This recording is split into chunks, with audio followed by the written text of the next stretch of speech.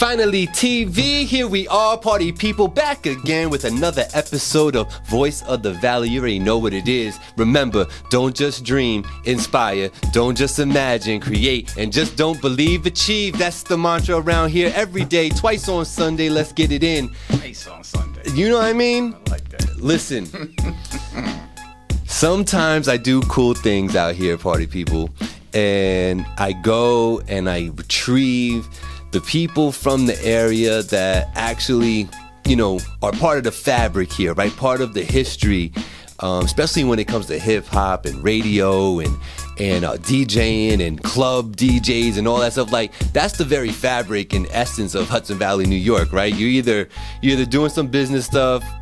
You might be doing a little farming, you know, you might work at a hotel, you know what I mean? Or you DJ and you're in the entertainment field, you know what I mean? Wedding venues out the ass around here, we already know that, right?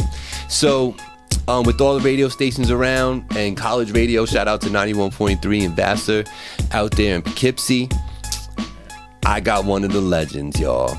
I want to say it was mostly Saturdays, but I think there were some Sundays in there too.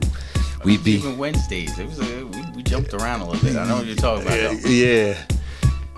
We used to be at Record City. Shout out to Monster. Shout out to Record City, 17 Academy Street. It was the saddest day in Poughkeepsie when that came down. DJ Mr. Vince, baby, in the building. What's going on, good sir?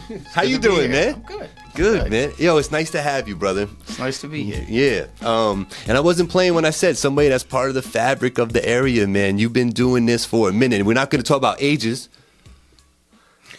but we've been doing this for a minute, brother. Here. You know what I'm saying? We've been here. But the come up was real, man, and you got to come up in that golden era, man, of the 90s, and that's when everything was like, you know, hot and heavy, and hip hop is what it was, and it was just that pinnacle. It was real. Yeah.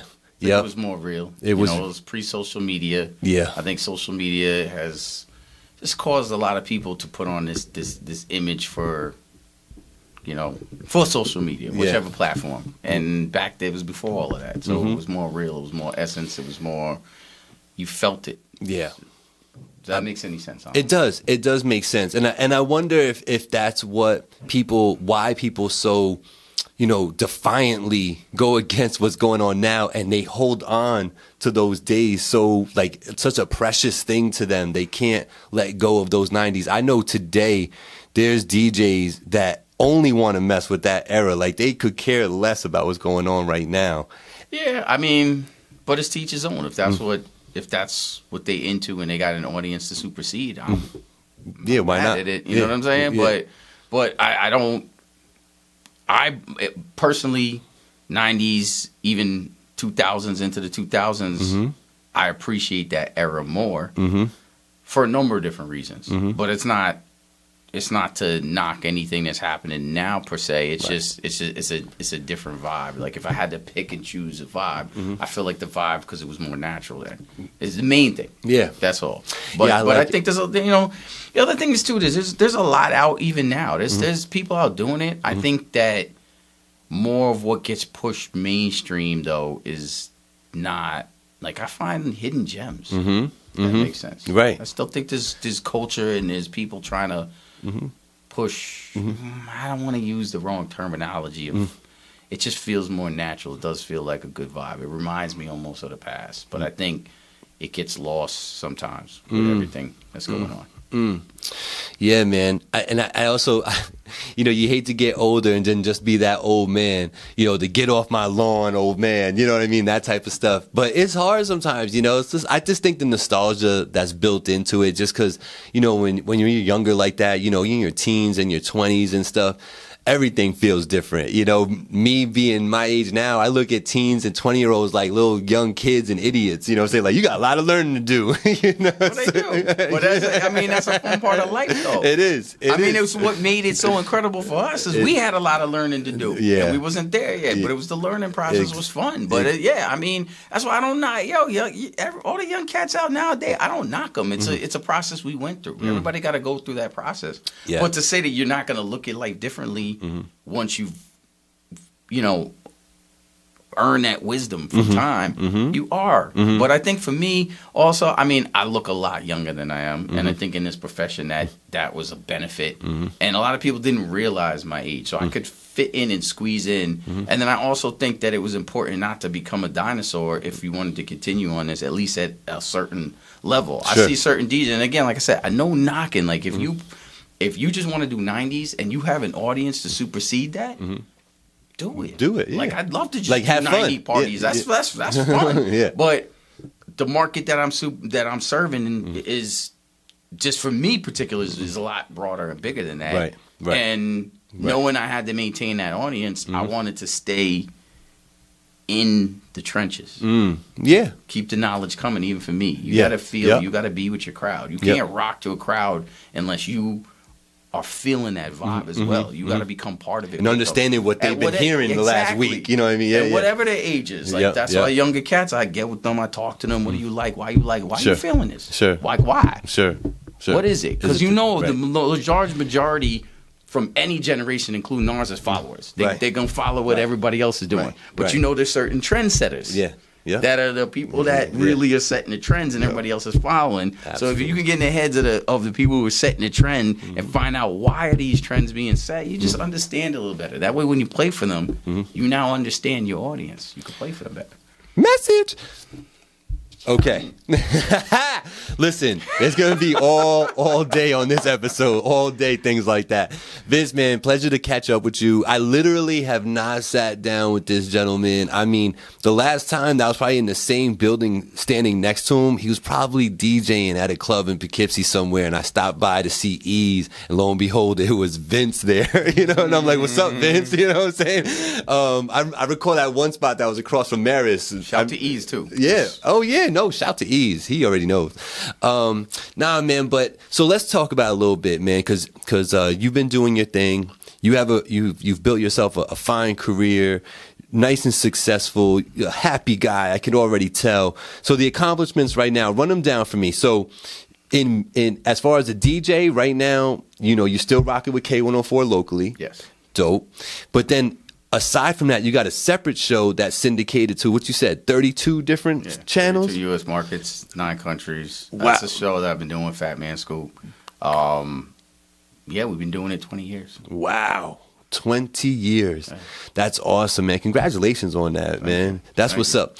Fatman Scoop, he's got a cool personality. He's got that dope voice for radio too, man. Voice of the club, man. Yeah, man. That's how he goes by his mantra, and it's real. Because honestly, you know, speaking of Scoop for a hot minute, and he's my boy. We've been doing a show obviously for 20 years. I've known him way longer. That's what's up. I met Scoop.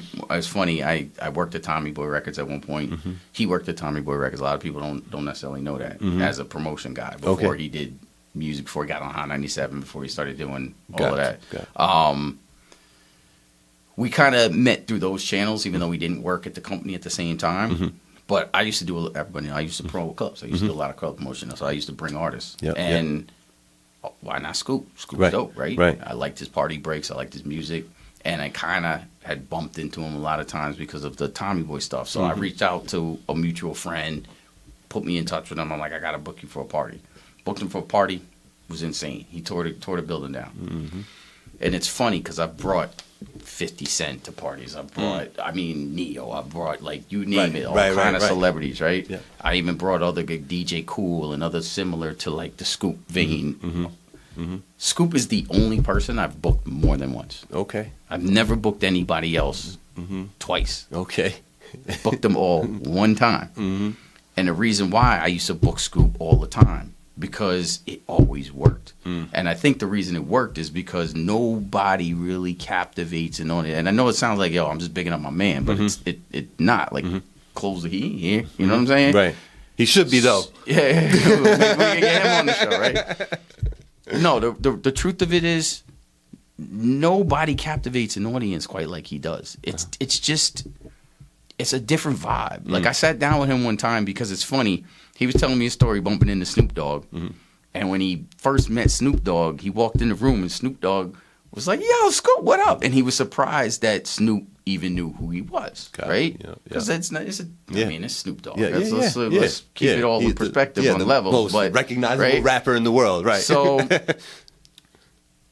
And Scoop literally even say, he's like, bro, you know who I am? And he's like, yeah, man, you a legend, right? Yeah. So that guy Scoop thinking, he was like, Vince, am I a legend? Like, he's telling me the story, but he's like, he got thinking to himself, like, can you really hold that moniker? Like, you just called me a legend, and I was thinking it, so I understand why he was thinking it, because I'm like, can I really hold that moniker? You know what I'm saying? So Scoop was, as a human being, was asking me, a friend, am I really a legend? Like, you know what I'm saying? Right. And I'm like, of course. Yeah. So I start breaking down why. Yeah. Because that's how we talk. We're like, let me break it down for you. Yeah.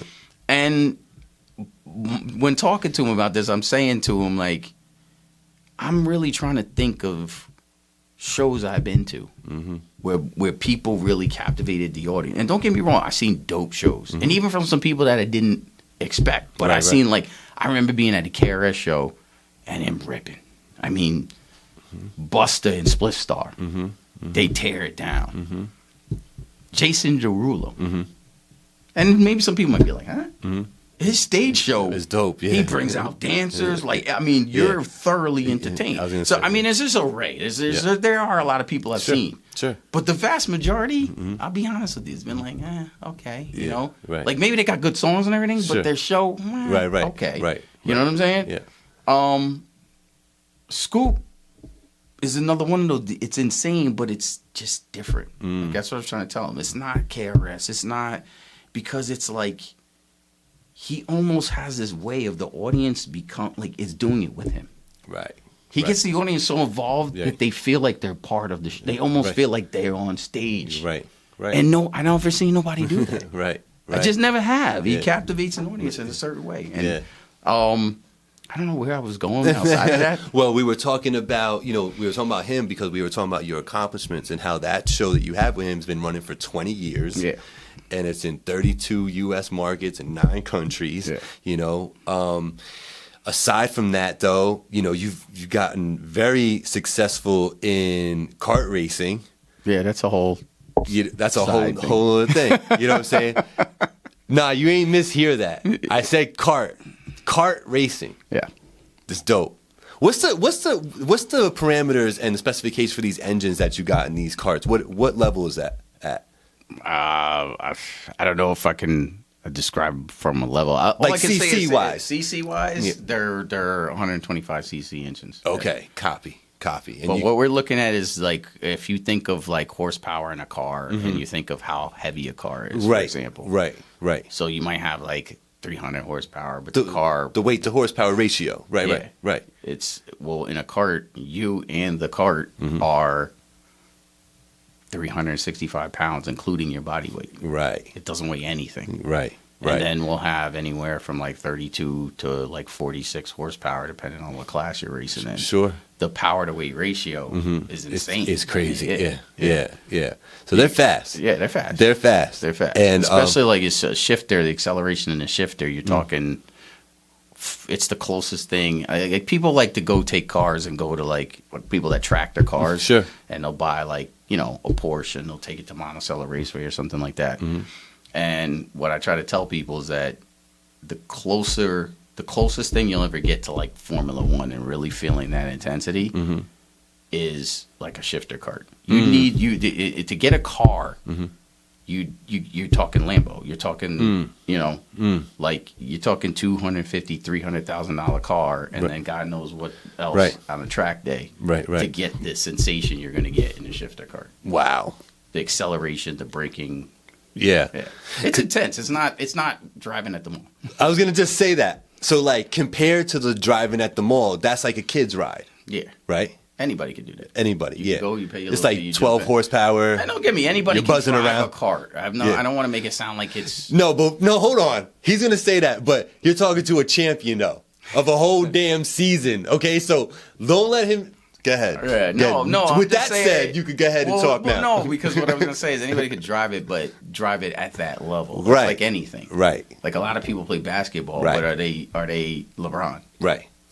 And speaking of that, really, like I race retired Formula One guys that are worth millions of dollars because they race at the pinnacle. Sure. So think about it. It's like you play in a basketball league, right?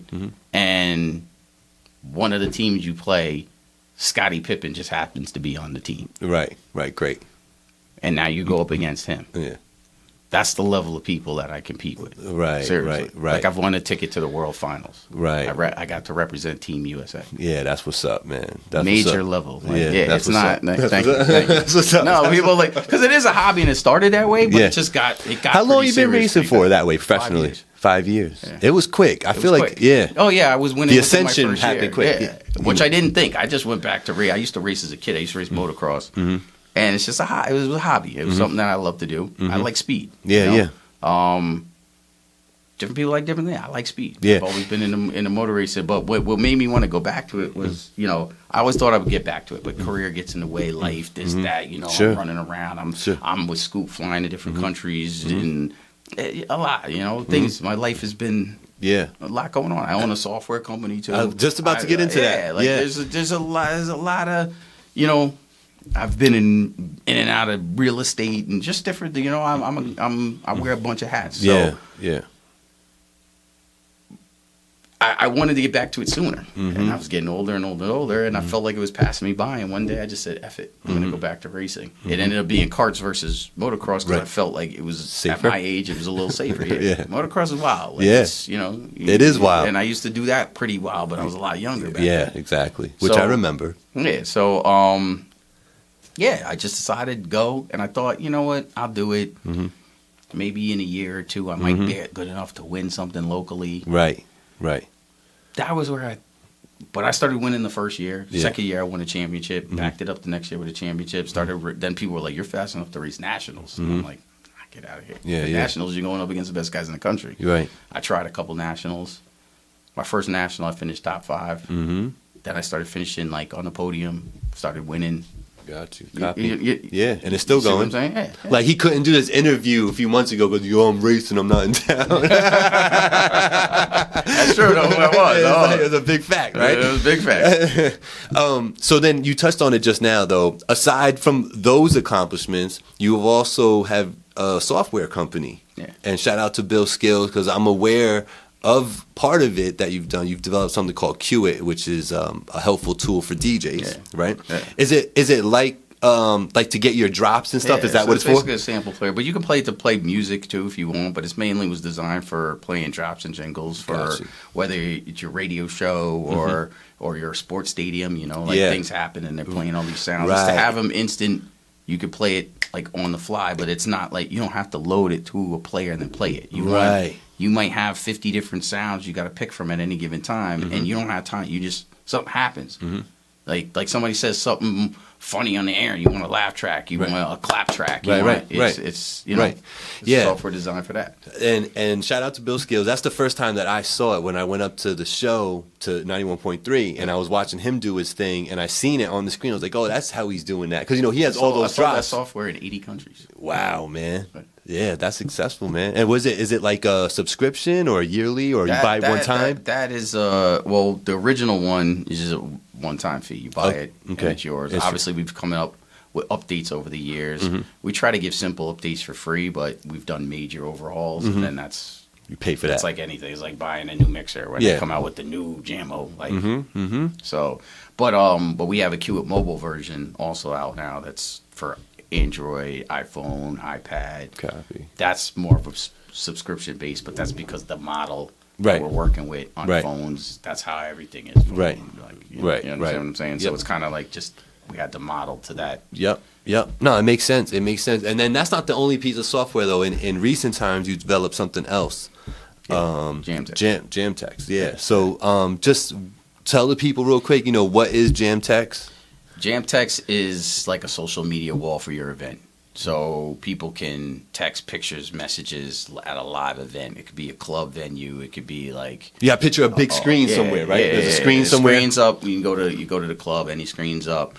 You'll see it, and the numbers will pop up. You can email to the screen. You can even send twit pics, and there'll be a hashtag to send your pictures to on Twitter, and then it'll grab those. And basically, your pictures and messages go to the screen. But a lot of DJs use it. Was designed more for like a DJ base. So even a DJ at a Sweet 16 or like a wedding or something like that, and they have TV set up. everybody in the venue can participate. Send pictures of, Johnny who's getting married, little baby pictures that are funny and everybody's laughing at him and stuff and stuff like that. So, and then also you can download those, give them to the bride and groom at the end of the venue. But then also you could use it either like if it's a wedding, you'd put up nice, beautiful slides of the bride and groom that are always up, and then the pictures come up in between, and it's like a display, so it's always moving, and it shows a bunch of different stuff. You can even hook it up to photo booths so that all the pictures from the photo booth automatically go to the screens. Be careful with them, okay? Well, you can screen it too. There's ways of screening it. The DJ could screen it himself, right. Or you can have somebody else that just either works at the venue, or even if it's like a DJ company, it could be somebody back at the office. They don't even have to be in the same place. It's all cloud based. So it could be somebody in a completely different country, literally screening what goes to the screen. And it all works. It's all cloud synced. It's all cloud based. Yeah. And then if you're doing a venue, instead of having images of bride and groom, you can put up advertisements, other venues, like other events you're doing. If it's a club, just what do they do on other nights? You can have all these different slides that go up in between. And then the other key is, like, I DJ video as well as DJ music. Sure. So I'm cutting, scratching everything. So when I'm in the club, you're seeing the videos. Our software syncs with video DJing. Yeah, we have proprietary software in there that does video detection. So not every song that comes out has a video, obviously. Right. So most DJs, when they're not playing a video DJs that are not playing a song, it's just their logo up. Right. Well, our software detects if you're playing a video or not. DJ don't even have to do it. You play a video, it'll detect it. You're playing something else, it'll detect that you're no longer playing a video.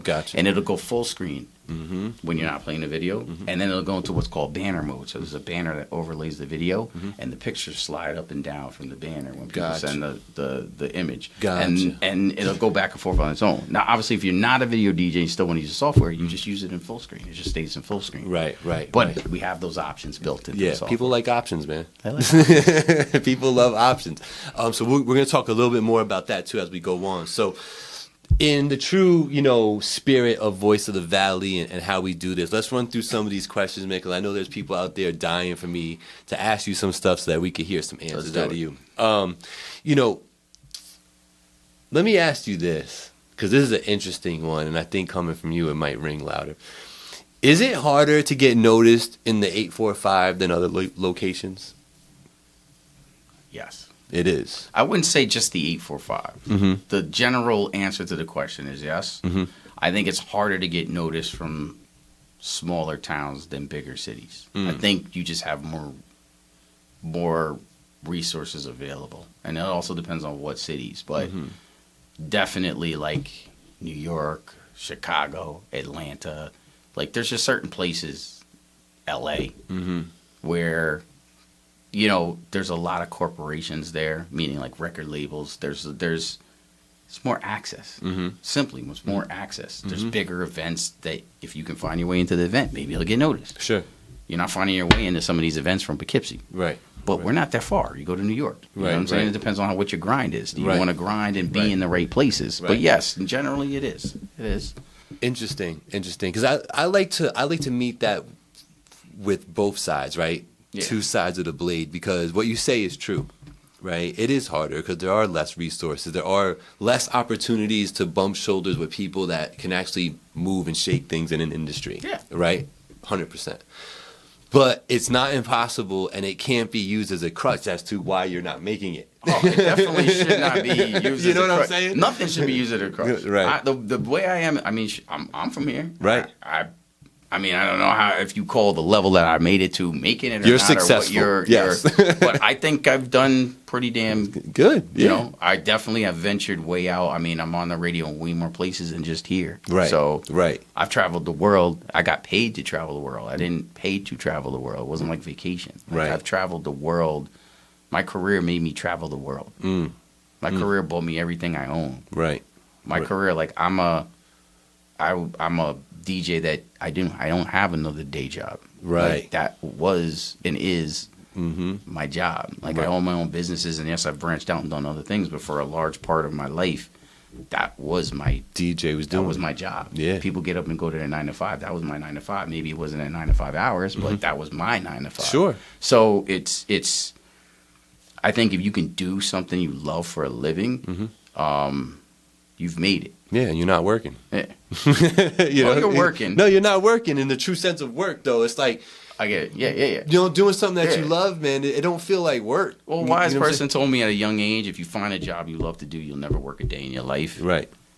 I always say that's half true, but it's true. What I mean by half true is when it becomes your job, all kind of other, what I call politics, get attached to it, that drains some of the fun out of it. Absolutely. But I'd still rather do that.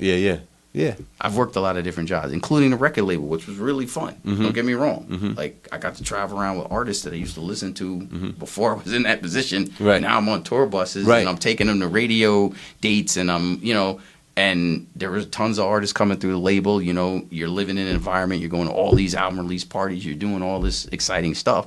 But still, the majority of the work was work to me. DJing is like, it's a passion. You know what I'm saying? I love that. Now, we're going to talk a little bit about that experience that you had at the record label, because there's a couple of questions I have about that. Can I just interrupt you? I'm sorry. I'm sorry, because I just wanted to finish my point. My point was, it doesn't matter. It shouldn't matter where you're from. Oh, yeah. That was the point I was going to, and I didn't feel like I never got to get there. But your grind, if you want it bad enough, nothing should stop you. Correct. You should just go for it. And I always tell, especially young, think about it. When you're young, what do you have to lose? Nothing. Honestly. Nothing. That's why I went for it. I was young enough where I was like, if I fall flat on my face, I'm smart enough, I'll get a job. I will get a job and work my way out of it. I'm young enough. It's not like you don't wait until you're, I don't know, mid-30s, got kids, then it's hard. Then you have real responsibilities. Correct. And it's still, I don't say, I'll never tell nobody to not follow their dreams, because this is one thing I highly believe in. I think it's going to be more difficult if you wait to certain points in your life. Sure. But if you're not happy in what you're doing in life, every day you wake up, you should be developing a plan to change that. And I honestly mean this, because you will be you can find happiness. And if you truly love doing something, you find a way to make it work. Like, people, I think they get scared of, but that's not really a job, because society told us it wasn't a job, right? But somebody's doing it for a living. Sure. If you're really passionate about it and you push, you can make it work. Things start falling in line, and people see your passion and they see what you're trying to accomplish. Right. But also just be realistic with yourself. I think a lot of people are unrealistic about what they can accomplish and how long it takes. Because there's even with the people that look like overnight successes, I can guarantee you there's no such thing as overnight success. So it's a lot of hard work. It's dedication. You got to be self-disciplined. There's a lot involved. And some people, I'll be honest with you, some people are just not cut out. Maybe just going to work for somebody. Everybody's different. That's what makes us all beautiful. We all have our own thing. Right. But I also see a lot of people that I think are completely cut out for it. But it's almost like they're scared of success. Yeah. I think people get worried about the amount of commitment that it takes to make it happen. And I think that part is the part that people start shying away from their dreams and stuff, because they start to realize like how much it's really going to take to make this happen. And while they really want it, they think they really want it, when it comes down to actually have to put the work in to actually do it, it's a deterrent. I mean, it's got to be. I can understand it, but some of these jobs y'all be working, that's a lot of work too. You're like, think about it. Like, one way or another, you're gonna be working. Yeah. Would you rather be working doing what you love? Right.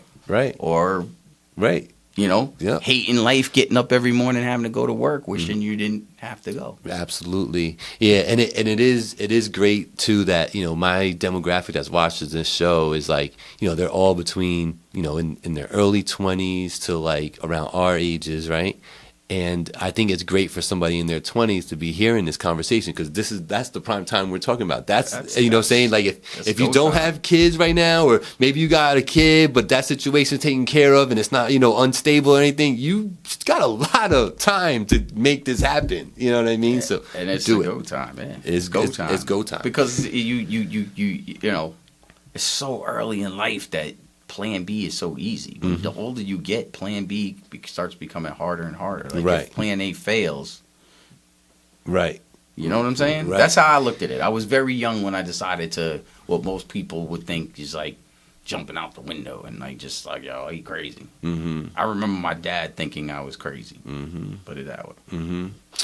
Yeah, I mean, I think a lot of people who are successful in the untraditional, you know, they're not a doctor, lawyer, or, you know, working that 9 to 5 at the factory or whatever it is. I think all the jobs that weren't that were all looked at like, you're gonna do what? You're gonna be a comedian? You're gonna play music for people? What? Where's the money coming from? You know what I mean? It's like that mentality. But now, good for everybody who's broken that mold, right? So let's talk about that part. When did you realize that, you know, you was going to start DJing? When did that happen for you? DJing started as a hobby for me. Yeah. How old were you? I was probably older than most. I think I was 17. Okay. I know a lot of people started at like 13, 14, Right. whatever. Yeah, Kurt. I started at 9. I started DJing as a hobby at around, I was around 17 years old. Okay. And I just started collecting records and DJing in my bedroom like everybody else. Yeah, You know? yeah. Just as a hobby. Never really, at that point, I didn't have any aspirations other than DJing in my bedroom. Right. And then a couple people started asking me to do little house parties and things like that, your friends. So I started DJing little house parties and things like that. And I started realizing, I was good at it. I used to be into dancing a lot. Even back from break dancing up to, like, you know, so I knew what people wanted to hear to dance. It sort of made sense to me. And it just started flowing. And I started realizing that I had a knack for it to a point where then you get this, I don't know. Me, I'm like, I guess why even in racing, I'm competitive. If I see I'm halfway decent at anything, I really dive in. So I just started diving in, meaning like I love that feeling of getting the party amped. Yeah. And then I started like looking at DJs whose careers were way farther ahead of me than, you know. And Locally or on a commercial level? Both. Okay. Locally, commercial, like Kid Capri, Mr. C, guys that like, just when they were at a party, they had a certain way of just ripping the audience. You understand what I'm saying? So I wanted to. Now, I've never been a person to like wanting to bite somebody's style, but I take inspiration from everything I hear. You know what I'm saying? Like, Sure. I think it's how you learn. And I just started taking inspiration from everything I heard, and just like just learn from it. Like. I remember like listening to see some of his transitions that would get the crowd open, making them sing a hook a certain way and then dropping the record, and how this record kind of just meshed with that part of that record perfectly. And I was like, you know? Yeah. And that would get me open. So I would like just start trying to be creative. I'm like, what kind of transitions can I come up with? And then I started coming up with just crazy different transitions I would do with the club, you know, and similar things. And just started learning even more how to captivate the audience. Learning that like sometimes for shock value, you stop music. Like people say, oh, why would you stop the music in the middle of a party? Because what I'm about to do, if I just do it, you're going to get like, like different people are going to get it at a different time, and the wave of energy is going to be like, right. But because I stopped it, nobody's accustomed to that. So what do they all do? Look. DJ booth. Everybody's head turns. Now the whole entire place, You got him. attention is on one person. Me. Yeah. Now what I do? You just better, whatever you about to do, it better be dope. If you're going to do that, you know what I'm saying? But you just learn the tricks of the trade. Yeah. Then you just wallop them. Then the energy and the and it's just learning these like fundamentals. Like that's really DJing. Like a lot of kids today, they'll go to a club and they'll write down every song you play, and then just download the music, put a DJ in front of their name. But they didn't invest in the craft at all. Right. They don't understand that. Right. They don't even know why you was playing that right there. Yeah. Exactly. Yeah. The DJ like feeds off the crowd. I take them on a ride and I see where they're going. And it's like, oh, you like this? I got 5 more like that. Uppercut. You know what I'm saying? It's like boxing. How did you? Because you I feel like you skipped a little bit there. So you're 17. You're playing around with what I'm assuming are techniques or Geminis in your room. You get asked to do some house parties. How did DJ Mr. Vince become DJ Mr. Vince? And then how did you end up at 91.3? Because I feel like, correct me if I'm wrong, but I feel like that when you got to 91.3, that's when you really started doing more club stuff and getting more notice. And correct me if I'm wrong on the timeline, but go ahead. No, roughly the same. But yeah, so I started doing little parties. Then even a couple club spots here and there. It's like your name starts getting, oh, this guy was good, and your friend knows somebody. Right. Yo, I know my friend. Word of I've mouth. been DJ and Absolutely. things like that, right? Yep. But at the same token, I always had an affinity for radio, and I was doing Dutchess College radio, but they only broadcast on campus. On campus, yeah. Then one day I heard somebody that I know that didn't go to Vassar on Vassar radio, and I was like, how does that happen? Like I thought. Then I found out that because the station's so big, that they get a lot of community help. It's not just, even though it's student run, they have to be on 24/7 because they'll lose their radio license if they don't. And because of just the sheer presence and the operation of what they're trying to do, they get community help to help them. So there's a lot of community help on top of students. So I figured out how you can apply to be community help. I ended up eventually getting my own show. There were steps to it. Yeah. But then now I'm broadcasting. Now like people can turn on the radio and hear me. Right. And my thing was when I listened to college radio, everybody was doing, it sounded like college radio. I wanted to sound like commercial radio. I don't care if it's college. I wanted to sound. So I honestly just did everything I could. I would go to the city all the time. And then like I started meeting label reps, mainly because I was on college stations. And at that time, hip-hop, for the most part, was being pushed. There wasn't a lot of commercial stations yet. New York, you had 98.7 Kiss before they flipped. Right. And then you had Hot 97 had popped up. But that's new. You should know this, and this is word to life, and my wife can tell you. Every once in a while, I just blurt out, Mr. Vince, baby. You know what I'm saying? I swear to God, bro. And and when I do it, I'm like, yo, see, like he knew what he was doing. You know what I'm saying? Like, and I started to give you your kudos. This is like 10, 15 years ago. You know what I'm saying? I'm like, I'm giving this man his kudos, and you don't even know. You know what I'm saying? I'm just like, yo, he really did. He knew. He saw it. You know what I'm saying? I was like, oh shit, that's what's up, man. You know. So to further that, so here you are. You're getting on 91.3. You made a dope show, bro. We used to tune into that all the time in Record City. You know what I'm saying? We would just sit there and listen. You know, it was. I appreciate that. Were you on Saturdays? I tried hard. You on Saturdays? I was on Saturdays for a while. And Sunday, right? Or I was on. I was on. I was on Sundays for a little bit. Yeah. I remember I started on Wednesday. That's why I said it was a Wednesday. Yeah.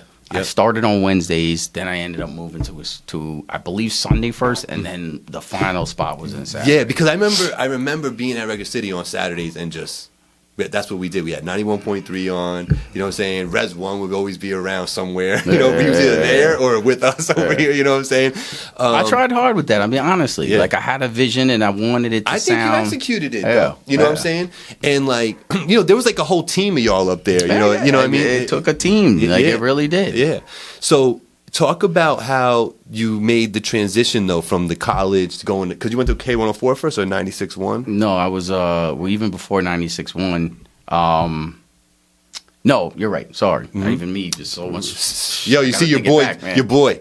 You know, I went to my first commercial gig was 96.1. And I was on 96.1 for 11 years. Wow. Yeah. Wow. Yeah. And then so doing that for 11 years and then now you had just said it, you made your career, you made your living DJing. Yeah. So that's what did that for you, right? That transition helped, right there. That helped big time. And then I started promoting a lot of clubs. And then during that time, were you still DJing clubs? Like you were DJing? I was DJing clubs. In the clubs? In the clubs. I was promoting them. Gotcha. I was DJing in them. I was doing... Got you. And a team, too. I would put together the best team. I'd put together the best promotion team. I'd put together the best team to actually make the event happen. Right. I always had an opener and a closer because I was dealing with too much stuff. Right. And then in the middle of the night, I'd jump on and get busy. Then I'd hand it over. So there was a lot going on. Vince, man, just to put a little bow on this. First of all, I want to thank you for coming out and spending some time with me. Thank you for having me. Yeah, man. For real. You know what I mean? It's been cool. This was definitely cool. And we were just talking about it now. Might not be the last time that you're sitting at a Voice of the Valley. Even if we do it again. We just do it again. I mean, because there's so many things. I feel like we brushed through a lot of things. Certain things we hit like a little deeper, but. There's a lot, bro. There's a lot. There's a lot. So many more places. Yeah, because you got your time at the record label. Then we didn't touch on the transition. Like, how did you go from 96.1 to K104, and then how did that transition to being syndicated? Like, there's a big story in there. You know what I mean? But there's a lot. I wanted to make sure, man, just like, one of the shows that I watch on YouTube all the time is Drink Champs. Okay. And one of the reasons I like it so much is because, Nori goes out of his way to be like, yo, I got to give you these flowers right here. Yeah. You know what I'm saying? Yeah. And like, I'm not a biter. I think you know that about me. But I did get inspired by that. And I like to tell people, you know what I'm saying? Like, this dude, he worked on something. He had a vision and he executed it. You know what I'm saying? So I want you to know that it's recognized, by me. And even people that I know were hating in back in the day that I was privy to, even they, bro, to this day, we all grow up, and they sit back and they recognize, like, yo, wow, man, like, he had a vision and he was executing it. You know what I mean? So kudos to you for executing your vision. You know what I'm saying? That takes a lot of hard work and perseverance and stuff. And I know that it took a lot for you to get there and to where you are now. A lot more than people think. It's not, there's no... Nobody handed you anything. And even when you see people, you think of overnight success. There's no real such thing as overnight success. It's just when you got to know what they were doing. Right. They were grinding for a long time. Right. So it's a grind, but it's not... Like, honestly, it was an adventure, too, though. Mm-hmm. You know what I'm saying? Yeah, like, the whole thing was a fun adventure. That's why I say, man, go after your dreams. Mm-hmm. Go after them. Seriously. Young kids, especially you in your 20s, and you have a vision for something that you think you want to do or be, don't let anybody... Society wants to put us in boxes and get this job and go to school, college, and earn an education and this and that. And I'm not knocking any of that. Like, trust me, I'm not. And some people are built exactly for that. Mm-hmm. And I have a lot of friends and family that are highly educated. My sister's got her doctorate. Like, and I commend all of that. Sure. But everybody's got to follow their dream. That was her dream. She followed her dream. You see what I'm saying? Some people's dream is more in the entertainment industry, like what I did. Mm-hmm. But do it. Like, just do it, because if you actually go for it, things will start to fall in place. But you have to. You can't half it. Right. There's no such thing as half it. You got to go all in. Right. That's what it is. That's it. That's what I did. I went all in. Yep. It was like 50 Cent, get rich or die trying kind of mentality. Seriously, like, and I knew if I fell on my face, all right, so then I go get the job like everybody else. Like, I was young enough where I knew I had a fallback, but I really didn't want that to be it. Right. Like, I went hard. Like, right. That's all. It's amazing what you can do when you put your mind to it. It really is. And, like, I manage a lot of people in my career, right? Hospitality and 9-to-5 type, cubicle type jobs. I've always been like a manager type, and providing guidance and advice to people, my subordinates and stuff. And a lot of times I end up telling these people, if you just do what I'm asking you to do, you'll be ahead of like 70% of the people out here, straight up. And they always look at me a little puzzled, and I'm like, I'm for real. It's easy. It's like, I don't want to say it's easy, but it's easier than you think if you just follow through. Yeah, that's it. Like, that's the part where most people, they just don't follow through. Right. When you follow through on things, things start happening. And then you can start ticking these off on your quote-unquote resume. Everybody builds a resume. Right. Mine was just in the entertainment industry. Some people, they go to school and they go to college, and I have this education and I have this degree and I have that degree. Then they get a job and I've worked this position, then they work their way up. That's also building a resume. But in anything you do, which your past accomplishments are part of your resume, and if you just do and follow through and keep going and do this and the next thing you know, you turn around one day and you're like, oh crap, I did that and I did that and I did that, and that all is going to help open even more doors. Right. But you have to start somewhere. No, it's commendable what you've done, bro. And, we're always going to be able to talk about your software, too, when you come back, because we got Jammtext. You're going to see some stuff about Jammtext, I'm sure, because we're going to have a discussion about that as well. Jammtext.com. Yeah, Jammtext.com. And go check that out. You still do Qit? I have created as my software. Yeah. You know what I'm saying?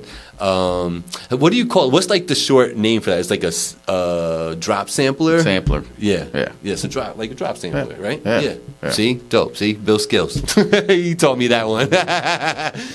But Vince, man, I appreciate you coming out here and hanging out with me and spending over an hour with me and doing all this good stuff. But keep up the great work and don't be a stranger, man. Come back one time. You know what I'm saying?